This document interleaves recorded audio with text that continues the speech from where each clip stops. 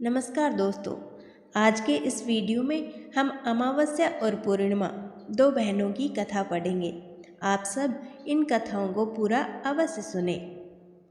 एक राज्य में एक राजा और एक रानी रहते थे, जिनकी 4 संतानें थीं, 2 लड़के और 2 लड़की। एक लड़की का नाम पूर्णिमा तथा दूसरी लड़की का नाम अमावस्या था। पूर्णिमा घर के कामों में निपुण थी और घर का पूरा काम करती थी और साथ ही साथ भगवान की पूजा अर्चना भी किया करती थी। इसके अतिरिक्त वह गौ माता की सेवा भी किया करती थी। और उसकी दूसरी बहन अमावस्या ना ही घर का कोई काम करती थी और ना ही भगवान की पूजा अर्चना करती थी और ना ही गौ माता की सेवा करती थी। पूर्णिमा सर्वगुण संपन्न थी, फिर भी राजा और रानी अपने दोनों बेटों तथा पुत्री अमावस्या को ही प्यार करते थे और वह पूर्णिमा से प्यार नहीं करते थे। उसके साथ भेदभाव भी करते थे।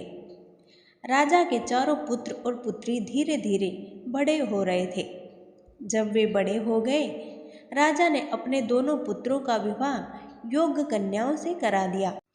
इसके बाद रानी ने राजा से कहा कि अब दोनों पुत्री विवाह के योग्य हो गई हैं, इन दोनों का विवाह भी करा दो।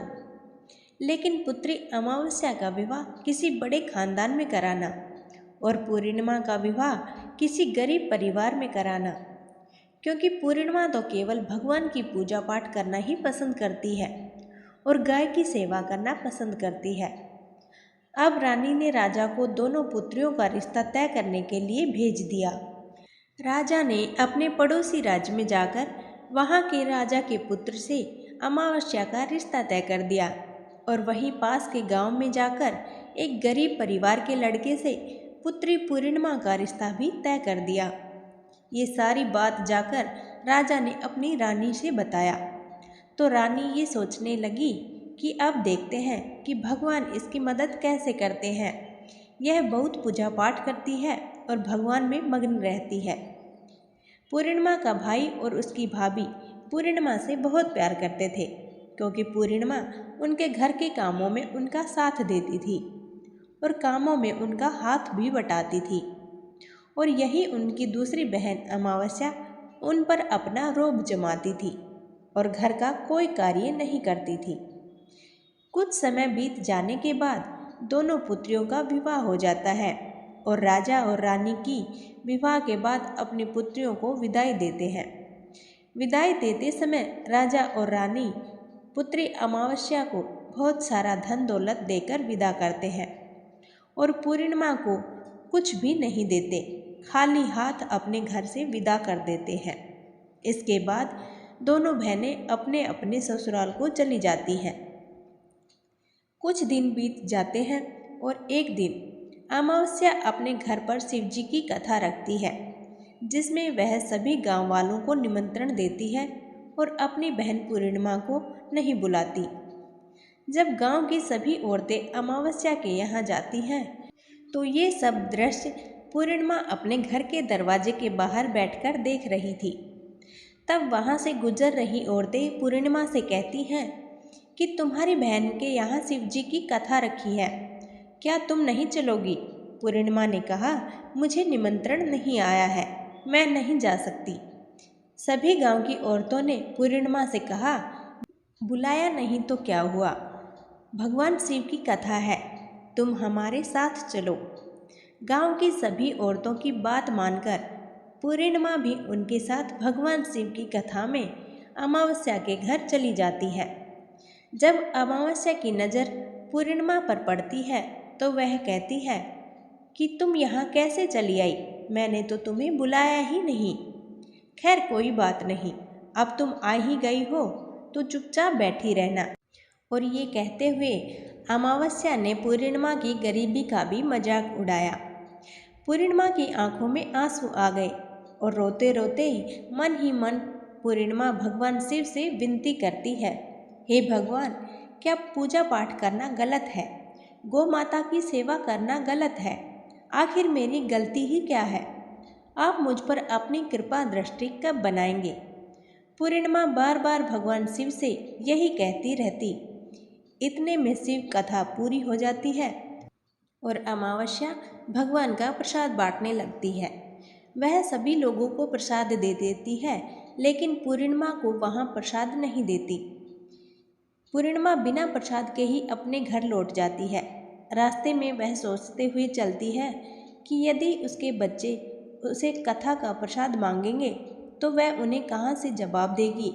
उसने सोचा कि वह अपने मायके अपने भाई और भौजाई के यहाँ जाएगी और वहाँ से जाते हुए बच्चों के लिए कुछ लेकर जाएगी।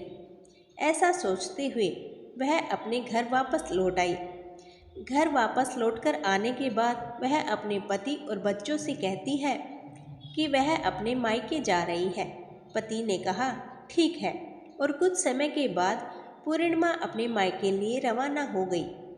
चलते चलते रास्ते में एक चबूतरा आया जिस पर तुलसी का पौधा लगा हुआ था। उस चबूतरे पर एक बूढ़ी अम्मा बैठी हुई थी। वह कोई नहीं, साक्षात तुलसी माँ थी। उस बूढ़ी माता ने पूर्णिमा से कहा, बिटिया तुम कौन हो और कहाँ जा रही हो।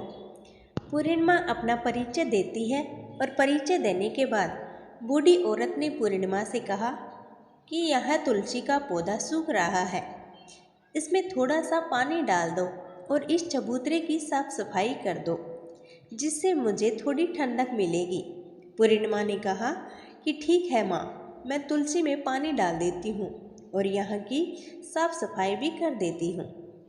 पूर्णिमा ने साफ सफाई करने के बाद बूढ़ी अम्मा को भी नहला दिया और बूढ़ी अम्मा की भी सेवा की और उनके पैर दबाए और बूढ़ी अम्मा से कहा कि माँ जी और बताइए, मैं आपकी क्या सेवा करूँ, और कोई काम है तो बता दीजिए, मैं वो भी कर दूँगी। बूढ़ी अम्मा ने कहा कुछ नहीं, अब तुम जाओ और वापस आते समय मुझसे मिलते हुए जाना। पूर्णिमा ने बूढ़ी अम्मा से कहा ठीक है माँ जी, मैं जाती हूँ, वापस आते वक्त आपसे मिलते हुए जाऊँगी। कुछ समय आगे चलने के बाद एक शिव मंदिर आया। उसे वहाँ एक बूढ़े बाबा मिले जो मंदिर के बाहर बैठे हुए थे। वह कोई और नहीं, साक्षात भोलेनाथ थे। उन्होंने पूर्णिमा से कहा कि कहाँ जा रही हो बेटी, तुम कौन हो। तब पूर्णिमा ने अपना परिचय दिया। फिर उस बूढ़े बाबा ने पूर्णिमा से कहा इस चबूतरे की और इस मंदिर की सफाई कर दो। तब पूर्णिमा ने मंदिर की और चबूतरे की साफ सफाई कर दी और वहाँ पर पूजा पाठ भी किया। साफ सफाई पूजा अर्चना के बाद उन्होंने बूढ़े बाबा को भी नहला दिया और उनसे कहा कि बाबा कोई काम हो तो बताइए। तब बूढ़े बाबा ने कहा नहीं बेटी, अब तुम जाओ और वापस आते वक्त मुझसे मिलते हुए जाना। पूर्णिमा ने कहा ठीक है बाबा, मैं जाती हूँ और वापस आते हुए आपसे मिलती हूँ। आगे चलते चलते कुछ देर चलने के बाद पूर्णिमा को एक काली जी का मंदिर दिखा। वहाँ भी एक बूढ़ी अम्मा चबूतरे पर बैठी हुई थी। उस बूढ़ी औरत ने भी पूर्णिमा से कहा कि बेटी तुम कौन हो, कहाँ जा रही हो। तब पूर्णिमा ने उस बूढ़ी औरत को भी अपना परिचय दिया और बूढ़ी औरत ने पूर्णिमा से कहा कि यहाँ पर सभी पूजा पाठ करने के लिए आते हैं, लेकिन मंदिर की साफ सफाई करने के लिए कोई नहीं आता, इसलिए तुम मंदिर की और चबूतरे की साफ सफाई कर दो। पूर्णिमा ने कहा ठीक है माता जी, और पूर्णिमा मंदिर की और चबूतरे की साफ सफाई कर देती है और पूजा पाठ भी करती है और माता जी का श्रृंगार भी कर देती है और उस बूढ़ी अम्मा को भी नहला देती है। बूढ़ी अम्मा के पैर भी दबाती है और कहती है कि सभी काम हो गया है माँ जी, और कोई काम हो तो बताइए। बूढ़ी अम्मा कहती है कि नहीं बेटा, और कोई काम नहीं है, अब तुम जाओ, लेकिन वापस आते वक्त मुझसे मिलते हुए जाना। पूर्णिमा कहती है ठीक है, और वह आगे चली जाती है। आगे चलते चलते एक नदी आती है। वहाँ पर भी एक बूढ़ी अम्मा बैठी रहती है और वह कहती है कि बेटी तुम कौन हो और कहाँ से आई हो। उसे भी पूर्णिमा अपना परिचय देती है और बूढ़ी औरत पूर्णिमा से कहती है कि नदी पर स्नान करने के लिए तो सब आते हैं, लेकिन यहाँ की साफ सफाई कोई नहीं करता, इसलिए तुम इस किनारे पर साफ सफाई कर दो। पूर्णिमा कहती है ठीक है माँ जी, और वहाँ की साफ सफाई कर देती है और उस बूढ़ी अम्मा के पैर दबा देती है और कहती है माँ जी कोई काम हो तो बताइए। बूढ़ी औरत कहती है कि कुछ नहीं बेटी, तुम जाओ, लेकिन वापस आते वक्त मुझसे मिलते हुए जाना। और वहाँ नाव में बैठकर नदी के दूसरे किनारे पहुँच जाती है और वह अपने मायके के घर पहुँच जाती है। वहाँ पर पूर्णिमा के भाई और भाभी उसे देखकर बहुत खुश हो जाते हैं और वे पूर्णिमा की बहुत खातिरदारी करते हैं और उससे बहुत सारी बातें भी करते हैं और कहते हैं कि बच्चों को भी साथ लेकर आती तो बहुत अच्छा होता। अब कुछ समय के बाद पूर्णिमा ने वापस अपने ससुराल जाने को कहा तो उसकी भाभी ने उसके लिए एक साड़ी दी और बच्चों के लिए कपड़े और खाने पीने की कुछ चीज़ें भी रख दी और कहा कि तुम बहुत दिनों के बाद आती हो। पूर्णिमा की भाभी ने यह थैला पूर्णिमा के हाथ में दे दिया और कहा कि जाओ और जल्दी वापस आना। इसके बाद पूर्णिमा वहाँ से अपने ससुराल के लिए रवाना हो गई और उसी नदी के किनारे पहुँची और नाव में बैठकर दूसरे किनारे पर उतर गई। वहाँ पर उतरने के बाद वहाँ उसे वही बूढ़ी अम्मा मिली जो साक्षात गंगा मैया थी। उस बूढ़ी अम्मा ने पूर्णिमा को एक थैला दिया और कहा कि इसे तुम अपने घर जाकर ही खोलना। उन्हें लेकर पूर्णिमा वहाँ से रवाना हुई और आगे कुछ दूर चलने पर काली माँ का मंदिर आया। वहाँ पर काली माँ बूढ़ी माँ के रूप में विराजमान थी। उसने कहा आ गई बेटी। पूर्णिमा ने कहा हाँ माँ जी मैं आ गई। तो काली माँ ने उसे एक थैला दिया और कहा तुम यह थैला अपने घर जाकर ही खोलना। अब पूर्णिमा के पास 3 थैले हो गए थे। तीनों थैले लेकर पूर्णिमा आगे बढ़ी। कुछ दूर जाने पर शिवजी का मंदिर आया जहाँ बूढ़े बाबा के रूप में शिवजी स्वयं विराजमान थे। बूढ़े बाबा ने कहा पूर्णिमा तुम वापस आ गई। पूर्णिमा ने कहा हाँ बाबा मैं वापस आ गई। बूढ़े बाबा ने भी पूर्णिमा को एक थैला दिया और कहा कि यह थैला तुम घर जाकर ही खोलना। पूर्णिमा ने कहा ठीक है बाबा। अब पूर्णिमा के पास 4 थैले हो गए थे। पूर्णिमा अब उन 4 थैलों को कैसे ले जाती।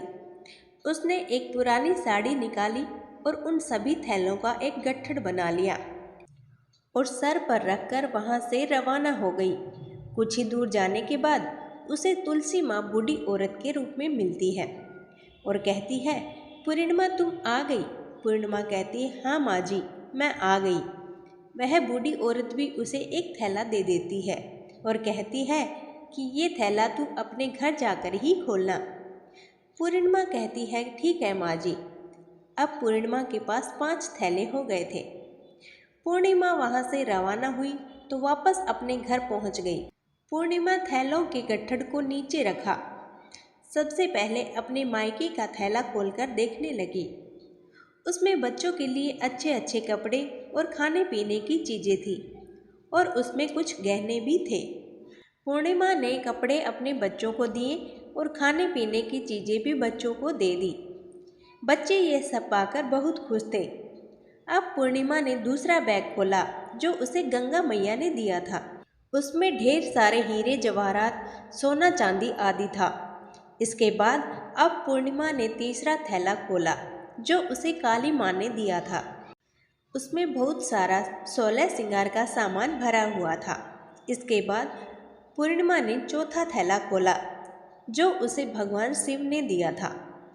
उसमें बहुत सारा धन संपत्ति और बहुत सारी खुशियाँ भरी हुई थी। इसके बाद अब पूर्णिमा ने 5वां थैला खोला जो उसे तुलसी माँ ने दिया था।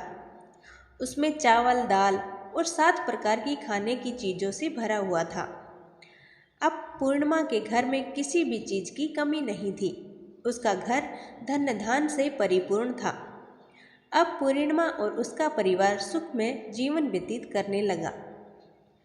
अब पूर्णिमा के मन में विचार आया कि क्यों न शिव जी की कथा कराई जाए और शिव जी की कथा में एक कार्यक्रम रखा पूर्णिमा ने पूरे गांव के सभी लोगों को निमंत्रण दिया और घर घर जाकर सभी लोगों को बुलाया।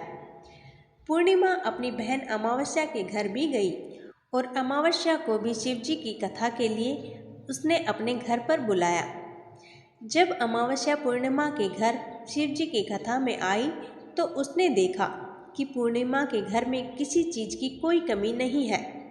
इतना सारा धन दौलत देखकर अमावस्या आश्चर्यचकित हो गई और उसने पूर्णिमा से कहा कि तुम्हारे घर में इतने धन दौलत कहाँ से आई। पूर्णिमा ने कहा, देखो बहन, तुमने शिव जी की कथा में मुझे नहीं बुलाया था, फिर भी मैं चली आई और तुमने मुझे प्रसाद तक नहीं दिया और मेरी गरीबी का भी मजाक उड़ाया।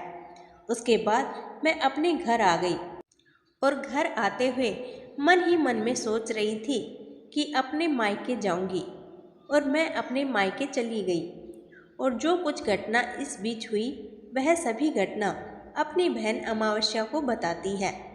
तो अमावस्या कहती है कि तुम भी मुझे प्रसाद मत दो और मुझे डांट लो, लेकिन पूर्णिमा ने कहा कि ये तो भगवान का प्रसाद है, मैं तो सबको दूंगी और तुम्हें भी दूंगी।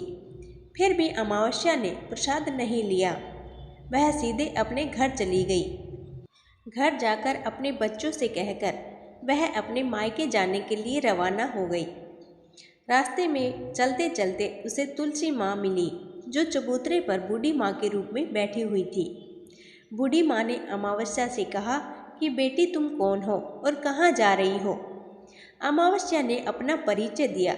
बूढ़ी माँ ने कहा, बेटी ये तुलसी का पौधा सूख रहा है, इसमें थोड़ा सा पानी डाल दो और इस चबूतरे की साफ सफाई कर दो। इस पर अमावस्या ने कहा, बुढ़िया तुझे दिखाई नहीं दे रहा कि मैंने इतनी महंगी साड़ी पहन रखी है, यह गंदी हो जाएगी। ऐसा कहकर वह वहाँ से आगे चली गई। आगे जाने पर उसे भगवान शिव मिले। भगवान शिव से भी उसने ऐसा ही कहा। आगे चलकर उसे काली माँ मिली। उसने काली माँ को भी यही सारी बातें कही और आगे चलने पर उसे गंगा माँ मिली। उसने गंगा माँ से भी यही कहा और आगे चली गई। इसके बाद अमावस्या जब नाव में बैठने लगी तो उस नाव में फूलों की जगह कांटे भर गए, जो उसके पैरों में चुभ रहे थे। किनारे पर उतरकर वह अपने मायके चली गई। जब वहाँ उसे उसकी भाभियों ने तथा भाइयों ने देखा तो मन ही मन में कहने लगे कि काम की ना काज की, 2.5 मन अनाज की। अब आ ही गई है तो ठीक है, पूर्णिमा तो हमारे कामों में हाथ बटाती थी, ये कोई काम नहीं करेगी। तो अब उन्होंने खाना बनाया और खा पीकर सभी सो गए। अमावस्या सुबह उठी और अपनी भाभियों से कहा कि मैं अपने ससुराल जा रही हूँ। उन्होंने कहा, ठीक है जाओ। अमावस्या बोली, पूर्णिमा को तो तुमने एक थैला दिया था और मुझे कुछ नहीं दोगे क्या भाई? और भाभी ने कहा कि तुम घर जाओ, थैले तुम्हारे घर पहुंच जाएंगे। फिर अमावस्या वहां से ही निकल गई और नदी के किनारे पर पहुंच गई। गंगा मैया बूढ़ी औरत का रूप धारण करके बैठी हुई थी। बूढ़ी माँ ने कहा, आ गई बेटी? तो उसने कहा, हाँ माँ, मैं आ गई। अमावस्या ने कहा, तुमने पूर्णिमा को थैला दिया था और मुझे कुछ नहीं दोगी। अम्मा ने कहा कि तुम घर जाओ, थैले तुम्हारे घर पहुंच जाएगा। इसके बाद आगे जाने पर उसे काली मैया मिली। उसे भी अमावस्या ने यही कहा। तो काली माता ने भी कहा कि तुम घर जाओ, थैला तुम्हारे घर पर पहुंच जाएगा। आगे जाने के बाद उसे शिव भगवान मिले। उन्होंने भी अमावस्या से यही कहा। इसके बाद आगे जाने पर तुलसी माँ मिली और उसने भी अमावस्या से यही कहा कि तुम घर जाओ, थैले तुम्हारे घर पहुंच जाएंगे। अमावस्या अपने घर पहुंच गई। आंगन में देखा तो वहां पर 5 थैले पड़े हुए थे। अमावस्या ने मन ही मन सोचा कि अब तो मेरे पास बहुत सारी धन दौलत आ जाएगी। जल्दी जल्दी उसने सभी थैले को खोला। किसी में मिट्टी थी तो किसी में पत्थर, किसी में कंकड़ और किसी में कोयला। उसे मायके से भी कुछ नहीं मिला था। इन थैलों में कुछ भी नहीं था। अमावस्या दौड़ती हुई पूर्णिमा के घर गई और कहती है कि तुम्हें तो इतना सब कुछ मिला, मुझे तो कुछ नहीं मिला, आखिर क्यों?